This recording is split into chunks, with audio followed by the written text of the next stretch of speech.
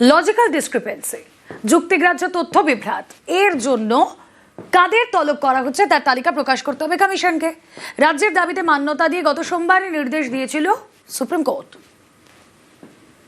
Logical discrepancy এটা কিন্তু কোনো এসআইআর এ ছিল না, এটা নতুন করে দলদাসদের মাথা থেকে বেরিয়েছে। আরো 1,33,00,000 থেকে 36 লক্ষ নামের তালিকা করেছেন, যে তালিকা আমাদের কারো কাছে নেই, কোনো পার্টিকে দেয়নি, নিজেরা বিজেপি পার্টি অফিসে ধরে রেখে দিয়েছে। সরব হন মুখ্যমন্ত্রী মমতা বন্দ্যোপাধ্যায়, আদালতে মামলা করে তৃণমূল। সোমবার লজিক্যাল ডিসক্রিপেন্সি বা যুক্তিগ্রাহ্য তথ্য বিভ্রাট নিয়ে নির্দেশ দিল সুপ্রিম কোর্ট। নির্বাচন কমিশনকে দেশের শীর্ষ আদালতের নির্দেশ। লজিক্যাল ডিসক্রিপেন্সি বা যুক্তিগ্রাহ্য তথ্য বিভ্রাটের জন্য যে ভোটারদের নোটিশ দেওয়া হয়েছে তাদের তালিকা প্রকাশ করতে হবে নির্বাচন কমিশনকে। সুপ্রিম কোর্টের এই নির্দেশের পরই আরও গরম বাংলার রাজনীতি। এই জয় মামাটি মানুষের, এই জয় খেটে খাওয়া মানুষের, এই জয় বাংলার। তাদের দু গালে দুটো কষিয়ে থাপ্পড় মেরেছে দেশের সর্বোচ্চ আদালত। আজকে কোর্টে হারালাম, এপ্রিলে ভোটে হারাবো। আমরা তো গালে থাপ্পড় বলতে পারি না, তবে জোড়া ফুলে জোড়া থাপ্পড় পড়বে। তৃণমূল কংগ্রেস বিকেলে ভোরের ফুল দেখতে পারে, কিন্তু আজকে সুপ্রিম কোর্টের এই রায়কে আমরা স্বাগত জানাচ্ছি। এসআইআর করতেই হবে, নো এসআইআর নো ভোট। এই যে 1,35,00,000 লজিক্যাল ডিসক্রিপেন্সির নামে মানুষকে হেনস্থা করা হচ্ছে, সবকিছু ঠিক থাকার পরেও হিয়ারিং নোটিশ পাঠানো হচ্ছে, এদের তালিকা প্রকাশ করুন। নির্বাচন কমিশন বলেছিল আমরা তালিকা প্রকাশ করব না, তার কারণ তালিকা যদি প্রকাশিত হতো এদের খেলাটা ধরা পড়ে যেত। দেশের সর্বোচ্চ আদালত সুপ্রিম কোর্ট তৃণমূলের দাবিকে মান্যতা দিয়ে বলেছে লজিক্যাল ডিসক্রিপেন্সি লিস্ট রিলিজ করতে হবে। শুধু তাই নয়, বিচারপতিরাও বলেছেন বিএলএ টুরা হিয়ারিং এ থাকবে। এর সাথে যারা হিয়ারিং এ যাচ্ছে তাদেরকে রসিদ দিতে হবে, অ্যাকনলেজমেন্ট দিতে হবে। বিজেপির এসআইআর এর খেলা শেষ।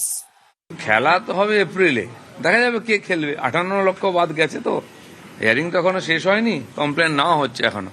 ওনারা ভাবছেন যে বিডিও অফিসকে, বিএলও অফিসকে ঘিরে দিয়ে এসডিও অফিসকে প্রক্রিয়াটাকে থামিয়ে দেবেন, করতে দেবেন, সেটা হবে না। ইলেকশন কমিশন কন্ডিশন দিয়েছেন যাতে সুস্থভাবে হয়, সেটা হবেই। সোমবার সুপ্রিম কোর্টের শুনানিতে তৃণমূলের আইনজীবী কপিল সিব্বাল বলেন, নামের বানানে ভুল থাকলেও লজিক্যাল ডিসক্রিপেন্সি নোটিশ পাঠানো হচ্ছে। তখন নির্বাচন কমিশনের আইনজীবী পাল্টা বলেন, নামের বানান ভুলের জন্য কাউকে নোটিশ পাঠানো হচ্ছে না। শুধুমাত্র মা বাবার সঙ্গে সন্তানের বয়সের ফারাক 14 বা 16 বছরের কম হলেই নোটিশ পাঠানো হচ্ছে। কমিশনের আইনজীবী আদালতে এই সওয়াল করলেও বাস্তবে দেখা যাচ্ছে অন্য ছবি। নদিয়ার কল্যাণীর কথায় ধরুন, কারো ভোটার কার্ডে কালা চাঁদ KALACHAND আর নির্বাচন কমিশনের তালিকায় KALACHAD মানে এন নেই, এর জন্য ডাকা হয়েছে শুনানিতে। কারো ভোটার কার্ডে লেখা মদন মোহন MADAN MOHAN আর নির্বাচন কমিশনের তালিকায় মদন মোহন একসঙ্গে, মাঝে শুধু স্পেসটা নেই, এর জন্য শুনানিতে তলব। কারো পদবি ভোটার কার্ডে বাংলায় দাস, নির্বাচন কমিশনের তালিকায় DASS, তাই ডাকা হয়েছে শুনানিতে। লজিক্যালি ডিসক্রিপেন্সি যেটা এসছে সেগুলো নামের ভুলে এসছে, তারপরে বয়সের, বাবার সাথে বয়সের পার্থক্য 50-এর বেশি, আর আরেকটা হচ্ছে ঠাকুমা ঠাকুরদাদার সাথে বয়সের পার্থক্যের কারণে এসছে। 6 জন এবং 6 জনের বেশি যারা ম্যাপিং করেছে তাদের নোটিশ এসছে। এখন এই মাত্র একজন বাড়িতে সার্ভ করলাম, কালা চাঁদ, একটা এন আছে আর একটা এন নেই। করবো, যেতে তো লাগবেই, উপর মহল থেকে যেহেতু ডাক এসছে যেতে তো লাগবেই। গিয়ে আমাদের তো এখানে বাসিন্দা, সেটা তো নিশ্চিত করতে হবে, সেই জন্য যেতে হবে। নিউজ 18 বাংলা। কারো পরিবারের ডাক পড়েছে এসআইআর শুনানিতে, কেউ নিজেই শুনানিতে ডাক পেয়েছিলেন। এসআইআর শুনানি আতঙ্কে বুধবার ফের 3 জনের মৃত্যুর অভিযোগ।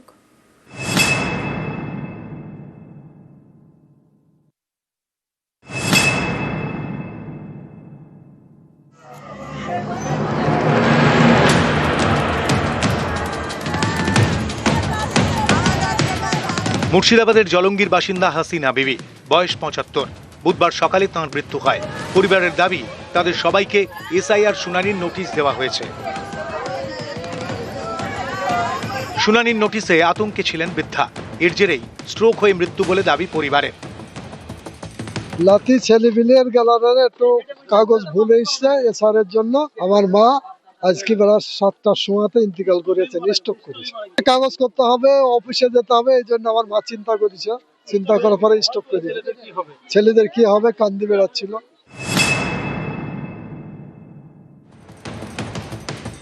বছর 70-এর শহর আলী মণ্ডল, উত্তর 24 পরগনার হাড়োয়ার বাসিন্দা। বুধবার তাঁর এসআইআর শুনানিতে যাওয়ার কথা ছিল, কিন্তু তার হলো না। শুনানিতে যাওয়ার আগেই মারা যান।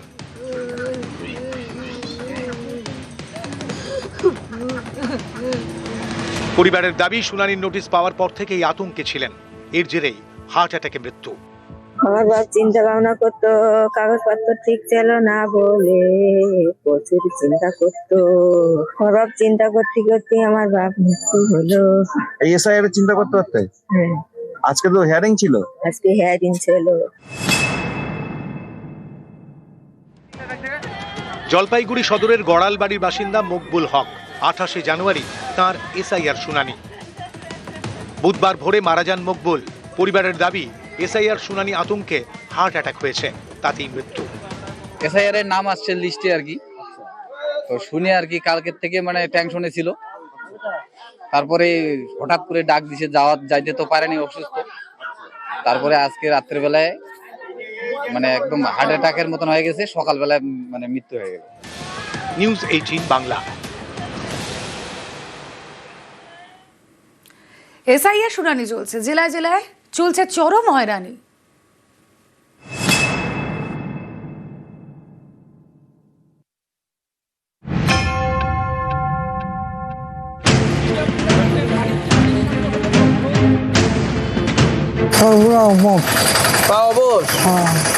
তারপরেও কষ্ট করে এখানে আসতে হলো।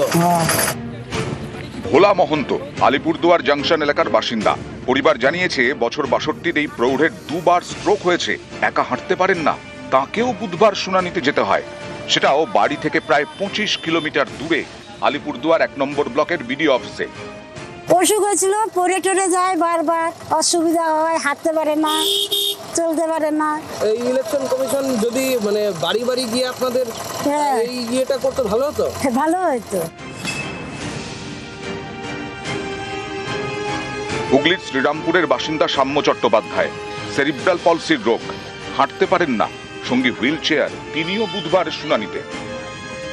আমার ছেলে সাম্য চ্যাটার্জি, ও সেরিব্রাল পলসি পেশেন্ট। সঠিক কারণটা পরিষ্কার আমাদের কাছে কিছুই নয় যে কেন ডাকা হয়েছে, শুধু বলেছে কিছু একটা অমিল পাওয়া গেছে। এই অবস্থাতে একটা ছেলেকে কেন, যার 50% সেরিব্রাল পলসি, তাকে কেন ডাকা হলো আমার কাছে পরিষ্কার নয়। এসআইআর শুনানিতে লম্বা লাইন, ভিড়ে ভিড়। এই ছবিটা উত্তর 24 পরগনার হাড়োয়া ব্লকের বিডিও অফিসের।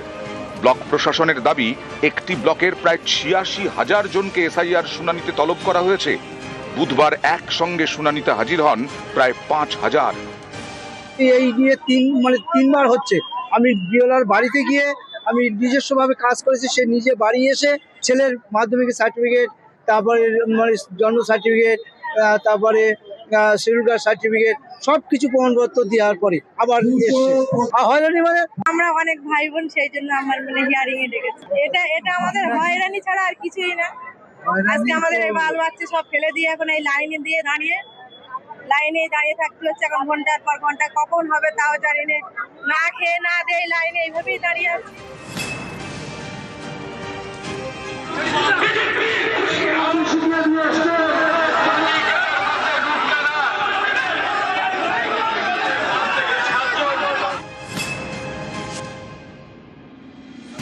শুনানিতে চলে এসেছেন অনেকে।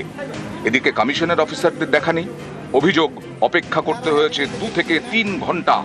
এ নিয়ে বীরভূমের শিউড়ির 1 নম্বর বিডিও অফিসে ক্ষোভ। আমাদের কাজ কাম ছেড়ে আমরা 8টা থেকে এসে এখানে বসে আছি। সমস্যা এটাই, ওনারা আসবেন তবে আমাদের কাগজ জমা দিতে হবে। অতক্ষণ না হলে আপনারা বসে থাকুন। কাজ ছেড়ে আসতে হয়েছে। ওনারা যখন ডাকবে তখন আসতে হবে। এতক্ষণে এসছেন ওনারা 11টায়। হিসেব করলেন না আপনার, 8টা থেকে 11টা, কতক্ষণ অপেক্ষা হচ্ছে। প্রচুর হয়রানি, এই হয়রানি বলাই যাবে না। নিউজ 18 বাংলা।